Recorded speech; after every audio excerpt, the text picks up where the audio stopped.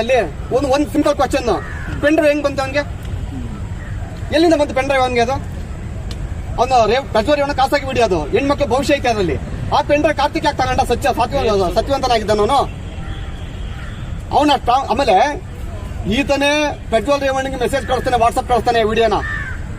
ನನ್ನ ಹತ್ರ ಈ ವಿಡಿಯೋ ಇದೆ, ಎಚ್ಚರಿಕೆಯಲ್ಲಿ ಇರುವಂತ. ಇದೊಂದು ಬ್ಲಾಕ್ ಮೇಲ್ ಮಾಡ್ತಾನೆ ಅಲ್ಲಿ. ಆಗ ಪ್ರಜ್ವಲ್ ರೇವಣ್ಣ ಕೋರ್ಟಿಗೆ ಬಂದು ಸ್ಟೇ ತಗೋತಾನೆ, ಇಂಜೆಕ್ಷನ್ ಆರ್ಡರ್ ತಗೋತಾನೆ. ಹೇಳಿ ಅವನು ಹೇಳಿಲ್ಲ ಅಂತ ಹೇಳಿ.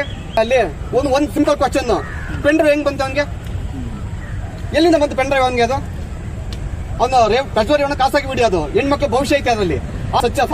ಸತ್ಯವಂತನಾಗಿದ್ದಾನ ಅವನ. ಆಮೇಲೆ ಈತನೇ ಪ್ರಜ್ವಲ್ ರೇವಣ್ಣಗೆ ಮೆಸೇಜ್ ಕಳಿಸ್ತಾನೆ, ವಾಟ್ಸ್ಆಪ್ ಕಳಿಸ್ತಾನೆ ವಿಡಿಯೋನ. ನನ್ನ ಹತ್ರ ಈ ವಿಡಿಯೋ ಇದೆ, ಎಚ್ಚರಿಕೆಯಲ್ಲಿ ಇರುವಂತ. ಇದೊಂದು ಹೇಳ್ತಾ ಇದೀನಿ ಕೇಳಿ. ಇವತ್ತು ಬ್ಲಾಕ್ ಮೇಲ್ ಮಾಡ್ತಾನೆ ಅಲ್ಲಿ.